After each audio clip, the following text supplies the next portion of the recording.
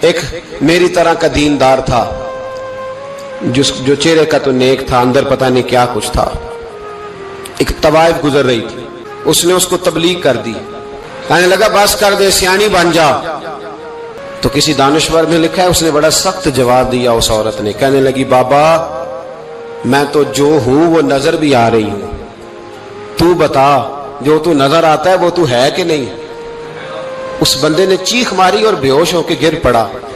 تو لوگوں نے کہا بابا آج کسی صوفی کا کلام سنا ہے جو بے ہوش ہو گیا؟ تو اس نے کہا نہیں، آج طوائف کی بات سنی ہے۔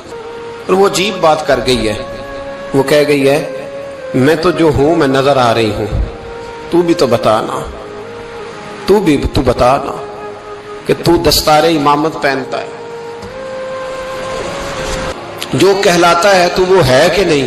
یہ وقال الانسان ما لہا، یہ راز قیامت میں کھلے گا۔ ہم جو کچھ بتا رہے ہیں نا اپنی زبانوں سے، ہمیں اپنے گناہوں کا احساس ہونا چاہیے۔ ایسا نہ ہو کہ جب سزا ملے تو پھر اس طرح کی ملے کہ دوبارہ کسی کو کوئی منہ دکھانے کے قابل نہ رہے۔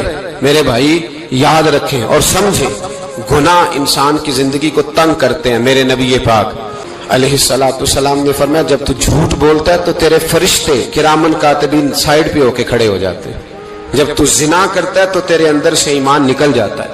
اور نبی پاک علیہ السلام نے فرمایا جب میری قوم میں ناانصافی عام ہو جائے گی تو قتل بھی عام ہو جائے گا۔ اور سن لو لکھ لینا یہ حدیث دل کی تختی پر، نبی پاک علیہ السلام نے فرمایا جب میری قوم میں بے حیائی اور بدکاری عام ہو جائے گی تو دو سزائیں اللہ دے گا۔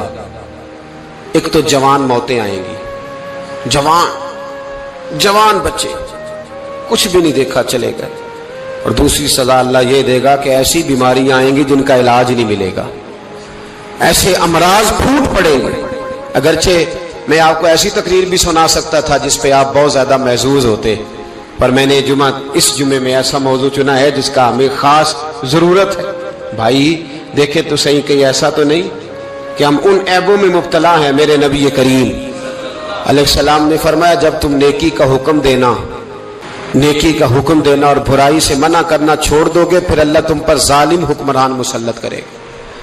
اور اگلے لفظ اس سے بھی زیادہ سخت ہیں، محبوب فرمانے لگے پھر تمہاری نیک لوگ دعائیں بھی کریں گے تو اللہ وقتی طور پر ان کی دعاؤں کو بھی قبول نہیں فرمائے گا، اس لیے کہ تم لوگوں نے نیکی کا حکم دینا اور بھلائی سے روکنا چھوڑ دیا۔ عزیزو یاد رکھو جب گناہ عام ہوتے ہیں تو پھر حالات بدلتے ہیں اور لوگوں کو سزا ملتی ہے ان کے گناہوں کی، بلکہ